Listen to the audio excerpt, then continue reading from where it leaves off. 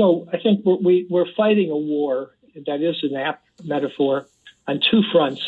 One is the virus and the epidemic and the consequences that it's causing, which are hurting people.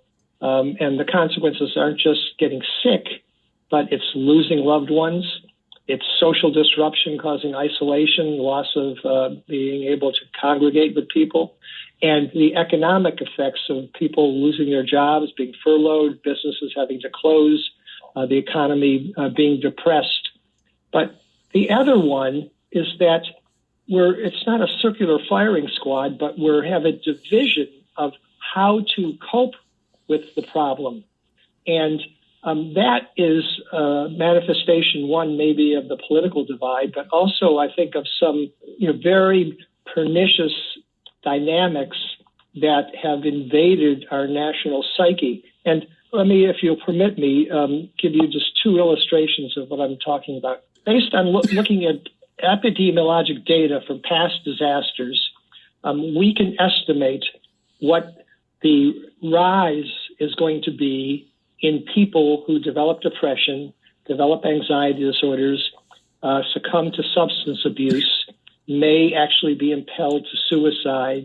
We can predict what those can be, and we could potentially enact public mental health initiatives to try and mitigate those things. We've got data, and even though this is a radio show, I sent you some slides previously, Mark, because, doctors can't talk without showing slides, that illustrates some of what I'm referring to. So that's one side of it. That's one war that we're fighting, the virus and the psychiatric sequelae to come and what we could do. On the other hand, we have a population that's being told by the best and the brightest of our infectious disease and public health scientists that the virus is going to be with us until the vaccines, but we can contain it if we follow certain safety protective measures, masks, social distancing, no congregating, disinfection, and so forth. And many people follow it religiously, but other people don't, and other people rebel against it. What is that? I mean, we're basically shooting ourselves in the foot. It makes no sense. And I'm sorry to have to be critical because all my media training has told me, never fly off the handle, never get emotional, never be overly critical of segments of the population. But the notion that people have freedoms that they can exercise, that fly in the face of science, that fly in the face of medicine, that fly in the face of civic and public interest is completely crap. This idea of rugged individualism, don't tread on me, I'm going to do what I want, wearing a mask is bad, don't tell me I can't, go to a restaurant and eat indoors. This is nothing than just puerile narcissism.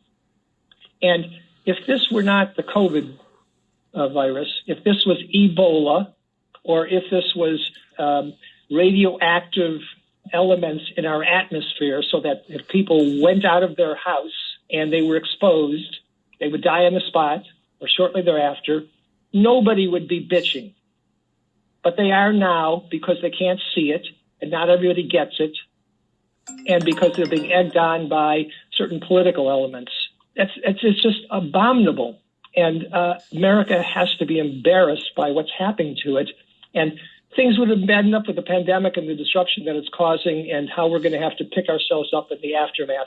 But to be fighting about how we're dealing with it in a way which leads to aggravating the problem, enhancing the problem, is completely, it's completely defies reason and is regression of the maturity that our country had been presumably sort of coming to in terms of it being an enlightened population in the greatest, most successful country in the world.